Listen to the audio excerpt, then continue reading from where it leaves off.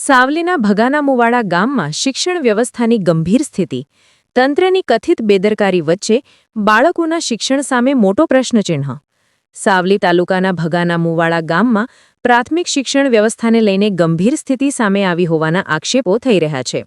ધોરણ 1 થી 5ના આશરે 30 બાળકોને કરણ નદી કિનારે આવેલા મંદિરના શેડ નીચે અભ્યાસ કરવાની ફરજ પડી રહી હોવાનો સ્થાનિકો દ્વારા આક્ષેપ કરવામાં આવ્યો છે.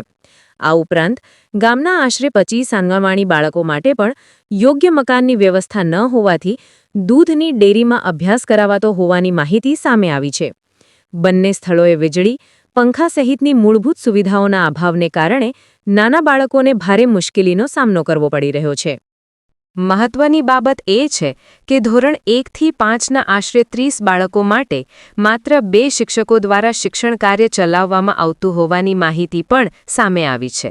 સ્થાનિકોના જણાવ્યા મુજબ શાળાની નવી બિલ્ડિંગ માટે લગભગ 2 વર્ષ અગાઉ મંજૂરી મળી હોવા છતાં હજુ સુધી નવી ઇમારત તૈયાર થઈ નથી.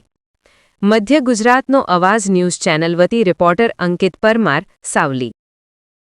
સાવલી તાલુકાના તુલસીપુરા ગ્રામ પંચાયતના ભગનમોડા ગામે છેલ્લા ઘણા વર્ષોથી આંગણવાડી કેન્દ્ર અને પ્રાથમિક શાળા જર્જરિત હાલતમાં છે, ડિમોલેશન કરેલી છે.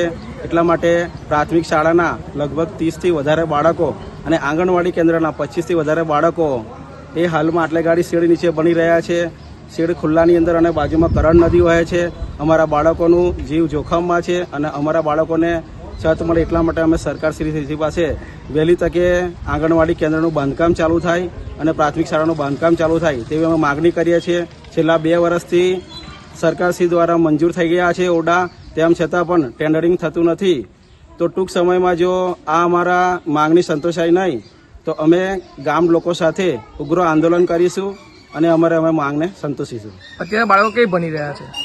હાલની અંદર બાળકો હનુમાનજી દાદાના મંદિરે ઓપન જે શેડ માર્યો છે ત્યાં કરણ નદી છે, ત્યાં આગળ બાળકો ભણી રહ્યા છે. લગભગ 30થી વધારે બાળકો છે 1 થી 5 ધોરણના. આપનું નામ? મહેશભાઈ બાબુભાઈ તલાવિયા, સરપંચશ્રી.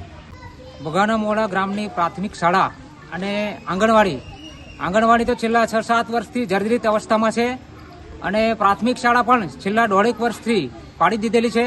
હજી સુધી નવીન મકાન બનાવવામાં આવતું નથી.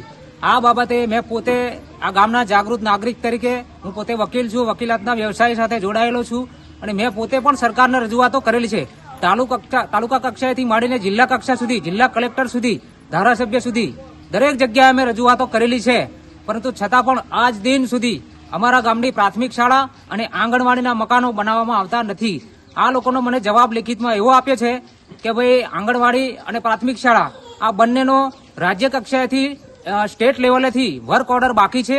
વર્ક ઓર્ડર આવશે ત્યારે તમારું કામ થશે. પરંતુ આ વર્ક ઓર્ડરની રાહમાં આજે આ ભર ચોમાસાની અંદર આ બાળકોને કેટલી બધી મુશ્કેલી પડી રહી છે. આંગણવાડીના બાળકો જે છે એ એક સામાન્ય નાનકડા એક ડેરીના મકાનની અંદર ભણી રહ્યા છે, જ્યારે બીજી બાજુ પ્રાથમિક શાળાના જે બાળકો છે એ એક મંદિરનો શેડ છે એ ખુલ્લી જગ્યાની અંદર ભણી રહ્યા છે. આ ખુલ્લી જગ્યાની અંદર ચોમાસાની અંદર ઘણા બધા એવા જીવજંતુઓ નીકળે છે, જે ઝેરી જનાવરો નીકળે છે. બાળકોને કેટલી બધી મુશ્કેલીઓનો સામનો કરવો પડે છે, વિદ્યાર્થીઓને, વાલીઓને ઘણી બધી સામનો કરવો પડે છે. એટલા માટે સરકારને અમે કહેવા માંગીએ છીએ કે તમે તમારી ઊંઘ ક્યારે ઉડશે અને ક્યારે તમે જાગશો. આ તમારી કુંભકર્ણની જે નિંદ્રા છે એ નિંદ્રાને જગાડો. બાકી અમારે ના છૂટકે આ જિલ્લા પ્રાથમિક શિક્ષણ અધિકારીની કચેરીએ અમારે ઉગ્રમાં ઉગ્ર આંદોલન કરવું પડશે, જેની નોંધ લેવામાં આવે. આપનું નામ? મારું નામ એડવોકેટ ધીરુભાઈ વાઘેલા ઉર્ફે ધીરજ વાઘેલા.